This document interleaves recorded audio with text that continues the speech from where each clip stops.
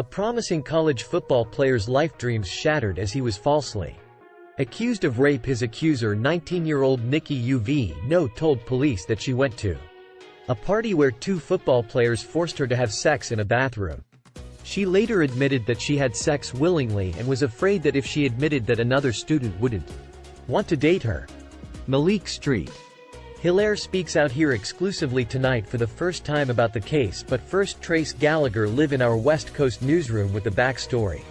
Here. Hi Trace, I'm Martha. At the time Nikki Yovino was attending Sacred Heart University in Fairfield, Connecticut. She claimed the incident happened at an off-campus party that two Sacred Heart football players pulled her into a bathroom, took turns holding her down and sexually assaulted her.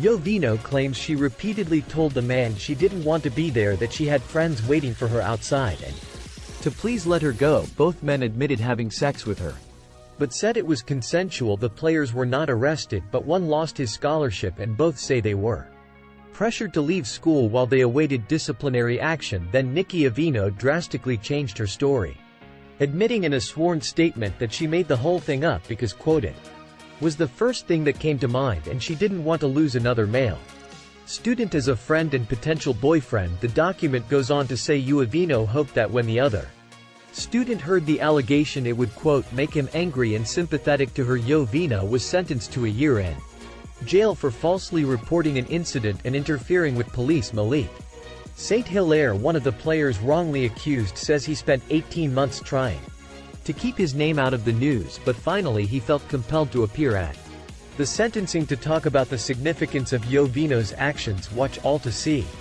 I just hope that Yovino made more headlines during her sentencing by appearing to roll her eyes and smirk several times. Her attorney claims she was simply moving her eyes in innocuous ways, adding that she was forced to stand in handcuffs for 30 minutes and couldn't get her hair out of her eyes. He called reports of her bad behavior a manufactured storyline. Martha Trace, thank you.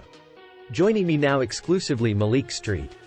Hilaire and his attorney Frank Ritchie. Oh, welcome to both of you. Good to have you here. Thank you. So you're a football player. You're a Sacred Heart in high school. You were a wide receiver, most valuable player, team captain, right? Serious about what you were doing. So you go to college, you go to this off-campus party, and like that your life has changed. But what was your reaction when you heard what she was accusing you of?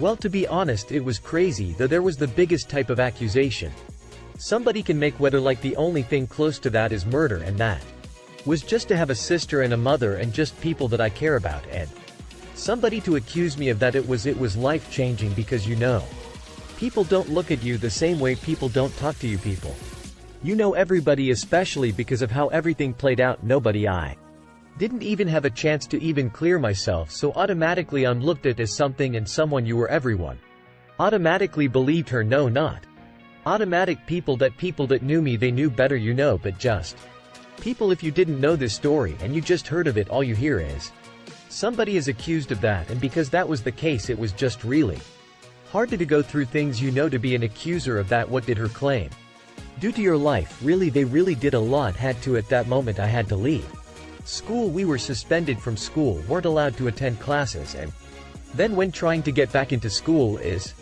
very difficult because we no longer had the aid that we had, scholarships that we had. I wasn't on football scholarship at the time because that year I decided that semester actually was I was trying to transition into communications, but I was on scholarship. I had received scholarships from Harlem Week and from things that I did within the community of New York City, so from that it was just crazy because I didn't even have opportunity to gain those things and to transition my life into what I wanted to transition it. Tell me about the moment that you learned that she had recanted her story, that she was admitting that it didn't happen that way. Well, I thought at that moment it was a breath of fresh air, a little, because it was like finally she's telling the truth, like finally she's coming out and saying what really happened, because but still at that moment nothing. So I'm still out of school, I was still having difficulty, so even though she may have come out and told the truth, the damage had already been done. I was less furious, I was more confused and just trying to figure things out, and at that moment I just had a lot of pain in me, and what I did is I really just turned my pain into passion. Do you think that young men in these situations on college campuses get A fair hearing. Do people listen to their side of the story? I think that was one of the issues, was the fact that when this happened we didn't even give a statement. We had no opportunity to even give a statement when it happened, so we were suspended you out without asking you to come explain what happened. It was not asked a question about what happened before being suspended from school, so that was, yes, extremely unbelievable. I think one of the issues too is the Title IX process in general. You had a guest on your show on Wednesday that spoke of this very issue. These Obama-era policies created a very low standard of proof. I'll call it no standard of proof, and I know Betsy DeVos is working on a new set of proposals that will add due process, add the ability to raise a standard proof, and raise the ability to cross-examine and present evidence, review evidence that does not exist in the Title IX concept right now.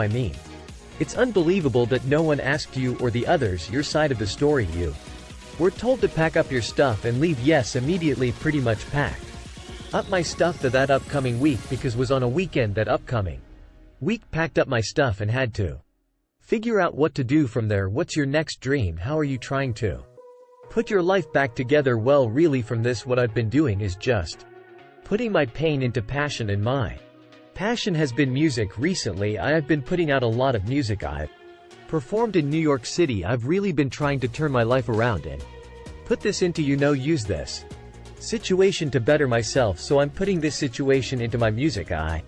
Think twice about your interactions with women. Oh, no doubt it gives me, definitely, I have like I said, is just some anxiety, and there's a lot of different things that go on now when I'm around women, or when I'm just around any situation, just in any environment, because I did nothing wrong, and then all of a sudden I was getting recourses as if I did something wrong. So thank you very much. I wish you all the best, and thank you.